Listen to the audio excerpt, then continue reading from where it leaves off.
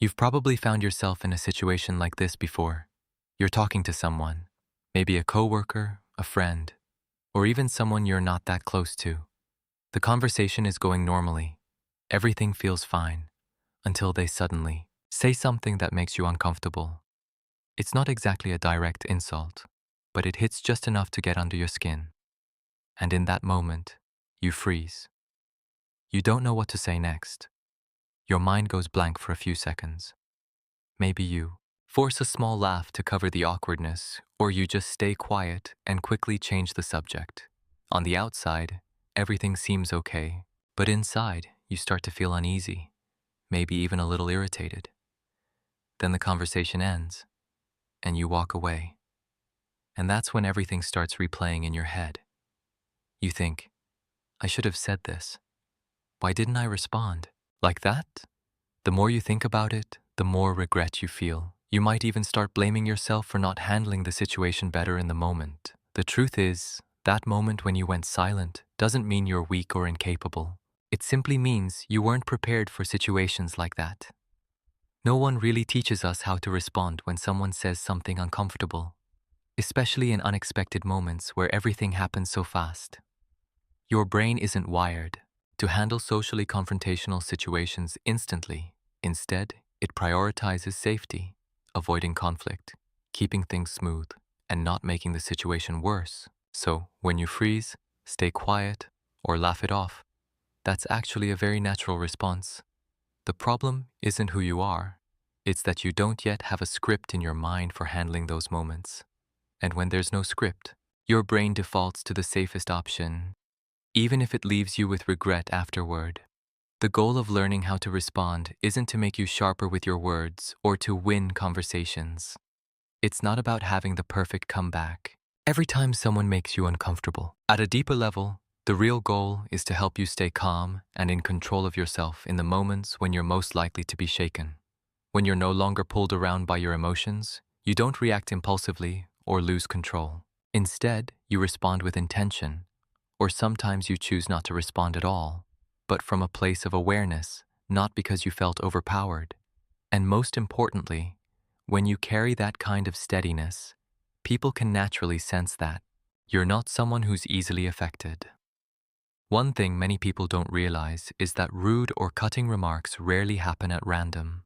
The person saying them isn't acting as unconsciously as you might think. In reality, they're observing, very subtly, how you react, how you communicate, and how well you protect yourself.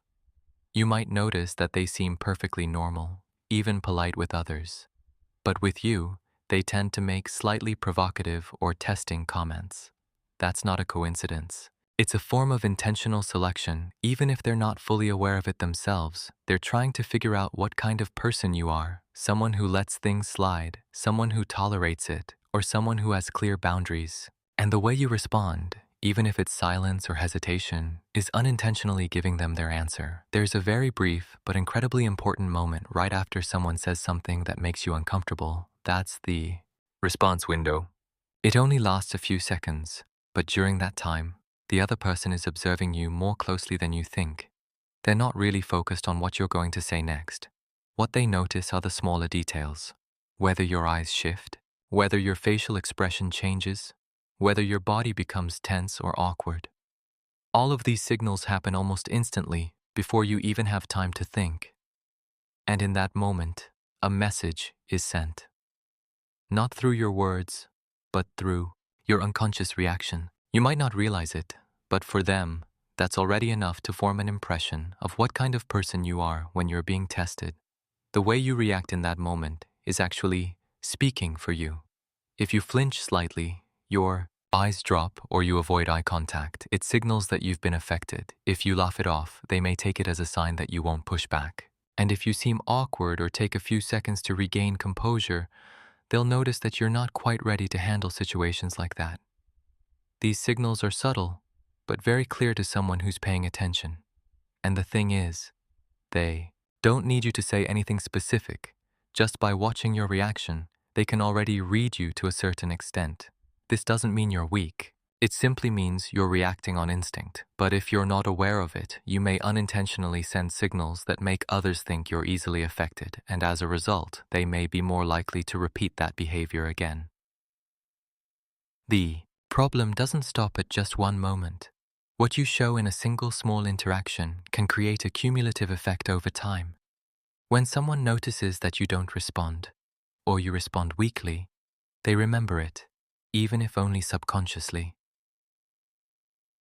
The first time might just be a slightly uncomfortable comment, but if they realize you don't set boundaries, the next ones tend to become clearer and more direct, not because they suddenly become worse people, but because they've learned your tolerance level.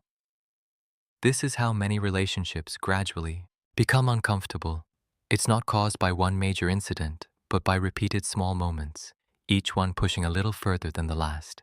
And if nothing changes from your side, that pattern continues. The important thing is, it all starts from a very small reaction you once thought didn't matter.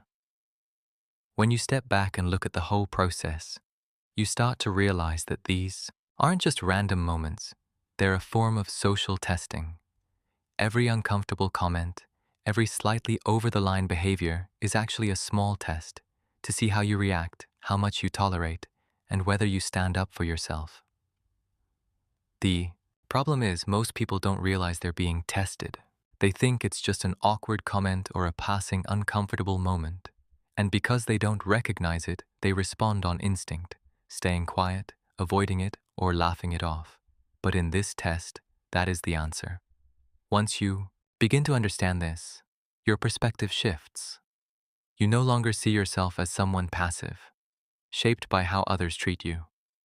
Instead, you start to realize that every reaction you have is shaping how people will continue to treat you in the future, and that's the moment you move from being the one who's being tested to the one who's in control of the game.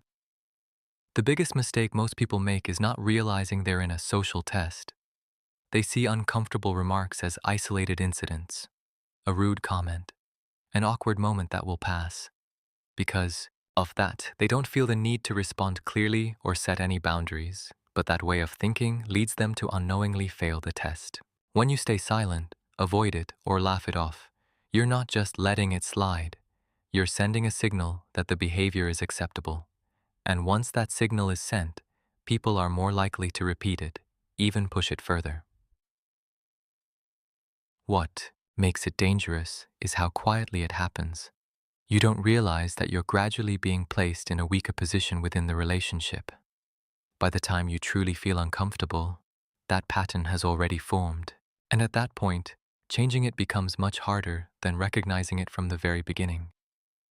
The key isn't about saying something eloquent, but about breaking free from that passive state in the moment. When someone says something that upsets you, the first thing you need to do isn't retaliate, but prevent them from controlling your emotions. Just a small change.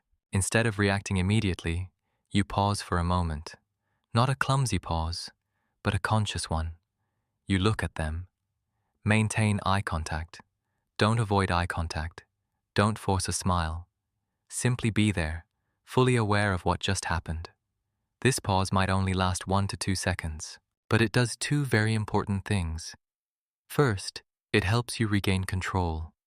You're no longer reacting instinctively, but beginning to respond intentionally. Secondly, it sends a very clear signal to the other person. You've recognized what they just said, and you're not entirely comfortable with it, and that alone is enough to change the dynamics of the conversation.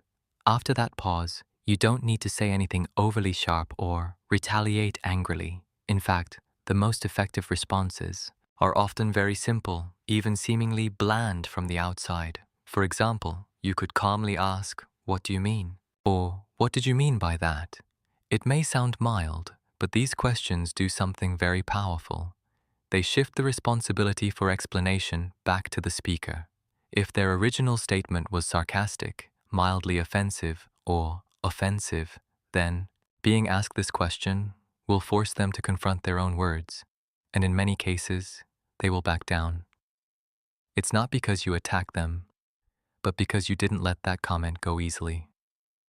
Another option, if you don't want to prolong the situation is to set a brief boundary, no lengthy explanations, no need to show annoyance, simply, I don't like that kind of talk, or that didn't sound right. The important thing isn't the words, but how you say it.